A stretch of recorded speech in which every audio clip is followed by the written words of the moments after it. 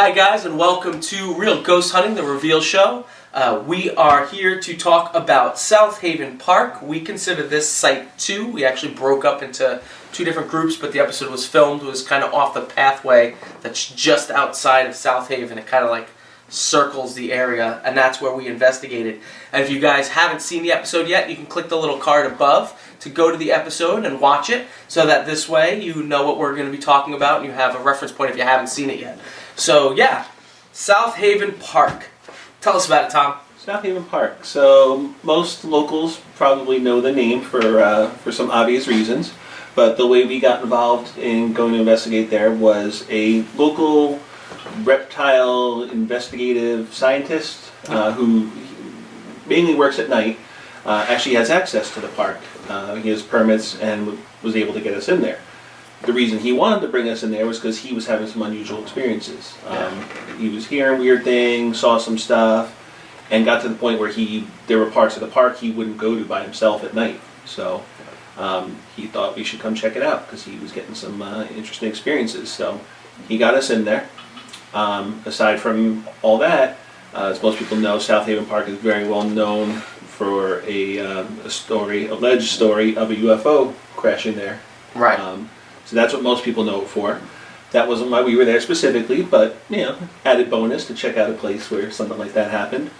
But it was definitely it's an interesting place. I mean, you definitely you feel something when you get in there and start checking it out. So it's definitely a weird place because it's one that we don't have a ton of access to. We don't get to go in there very often. We've only been there twice, so it's the unusual unknown of just not knowing your surroundings in general, as opposed to some other places we go to a ton where you know what you're walking into as soon as you get there. With this, there's an added layer of unknown, which I think adds to just being there. So it's the ambiance.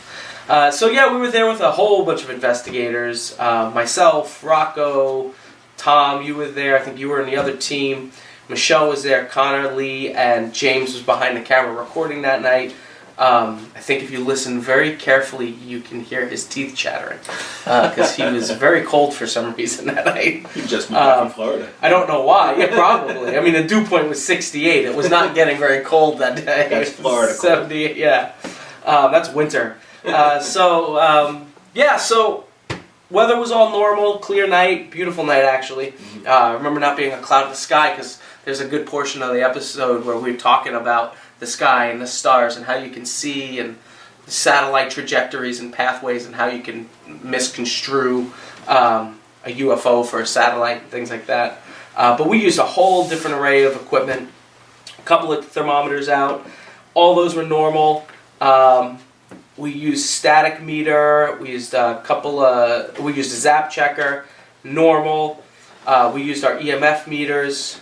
Nothing there. There was some high readings on the equipment, but it was because there's power lines that literally follow the whole thing. So it made some of the equipment usage a little moot, unfortunately.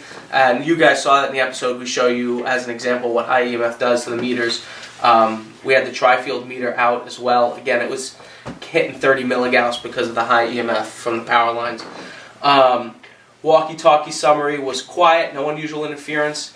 We had 5 different audios out that night. We did not catch one EVP. We had the spirit box out. We used so we caught no RVPs through that. We used a couple of different cameras. Again, quiet. We did have a couple of little personal experiences.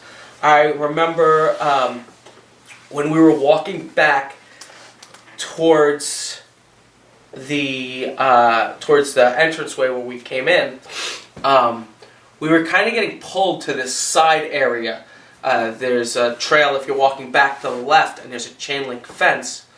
And you just, I don't know why, but it was like as you walked by there, you felt like somebody was like watching you and like trying to lure you in.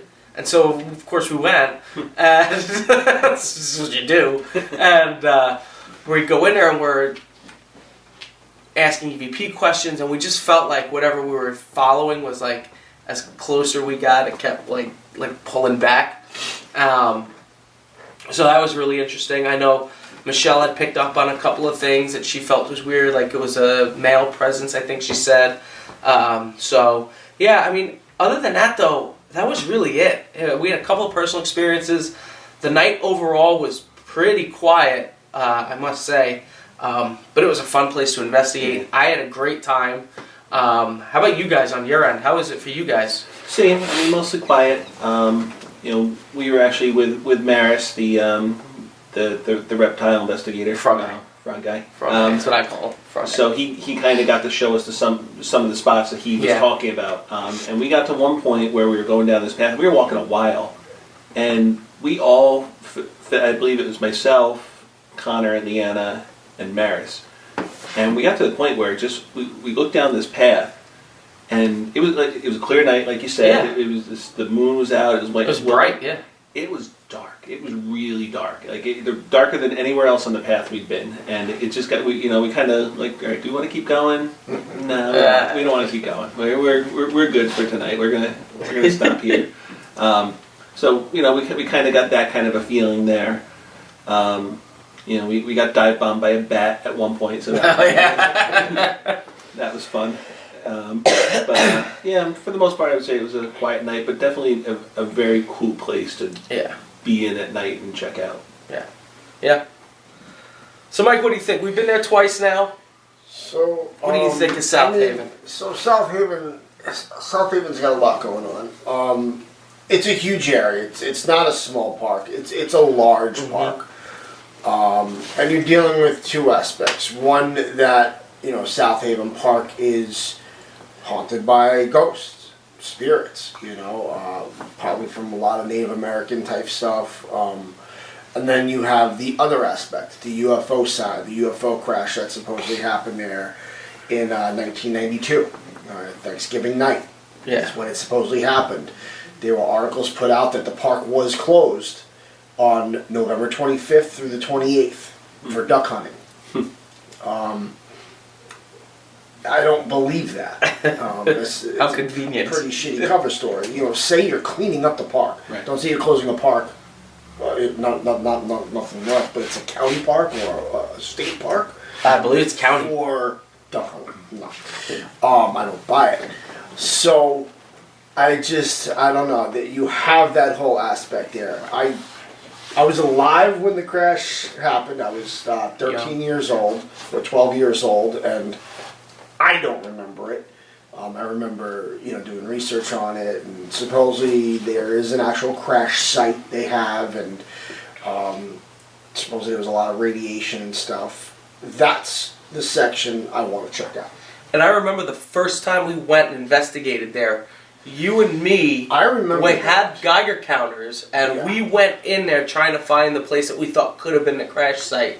Which we walked for a while. Right. It did make sense. It was one area that was round, that was devoid of all trees. A couple of new saplings were coming out, but it looked weird. It looked weird. It was an opening in the middle of this forest, per se, so you're walking down a path. You think of a crash from '92 that took all that out. That would have been cleared out, and so on and so forth. But I don't know if that's the actual site. You can find it online and stuff. But I mean, being that we've investigated it twice. Obviously, besides seeing a UFO there itself and an alien greeting us, or an apparition popping up or catching 100 EVPs in a matter of 2 investigations, which we did not.